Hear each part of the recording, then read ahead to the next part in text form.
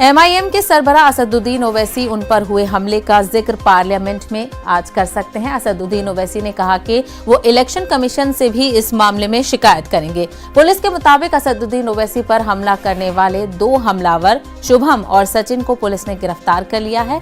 हमलावर के पास से असलहे भी जब्त किए गए हैं। असदुद्दीन ओवैसी का इस मामले में कहना है कि इस तरह के बुज़दिलाना हमले से उनका हौसला पस्त नहीं होगा। वहीं असदुद्दीन ओवैसी के छोटे भाई अकबरुद्दीन ओवैसी भी दिल्ली पहुंच गए हैं। असदुद्दीन ओवैसी साहब के काफिले पर उनकी गाड़ी पर हमला हुआ। हमारे साथ बात करने के लिए खुद वो मौजूद हैं। सर, पूरा घटनाक्रम आपसे जानना चाहेंगे, किस तरह से पूरी फायरिंग हुई है आपकी गाड़ी पर? देखिए, जब टोल गेट पे हमारी गाड़ी पहुंची तो टोल गेट के करीब तो सब गाड़ी स्लो हो जाती है, तो उन्होंने परफेक्ट स्पॉट चूज किया।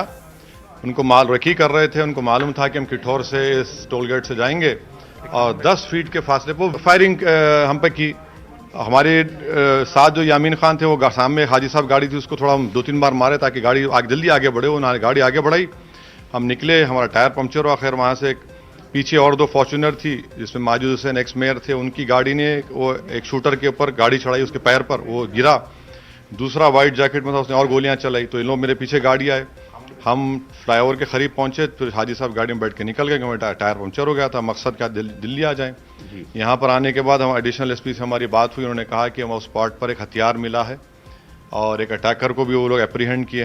सर, जिस वक्त यूपी चुनाव है, काफी माहौल गरमाया हुआ है, आपकी गाड़ी पर हमला किस ओर इशारा करता? आपको क्या किसी पे शक हुआ है कुछ? नहीं, मुझे नहीं मालूम कौन है। ये तो सरकार का, प्रधानमंत्री का और उत्तर प्रदेश एडमिनिस्ट्रेशन का काम है। वो पहचाने कौन है, जाने कौन है, किसने किया ये उनका काम है। वो पहचाने कौन है, पकड़े उनको, क्योंकि उनको पूरा रेकी किया, प्लानिंग की, कॉन्स्पिरेसी की, और जाहिर है कई दिन से प्लानिंग कर रहे होंगे। इतने इनके पास गोलियों के राउंड कहां से आए? फायरिंग पे फायरिंग कर रहे हैं, तो इनको पकड़ा जाए। जब एक पकड़ा गया, पुलिस निकाले उसको, पूरी तहकीकात करे और उसके बाद जस्टिस करें, रूल ऑफ लॉ। देखिए, डिमांड है सरकार से, आप सिक्योरिटी लेंगे, क्या डिमांड आपकी मौजूद है? हमारी सिक्योरिटी छोड़िए। जब अल्लाह ने हमको दुनिया में पैदा किया तो हमारे मौत का वक्त अल्लाह लिख दिया और हम मौत से नहीं डरते।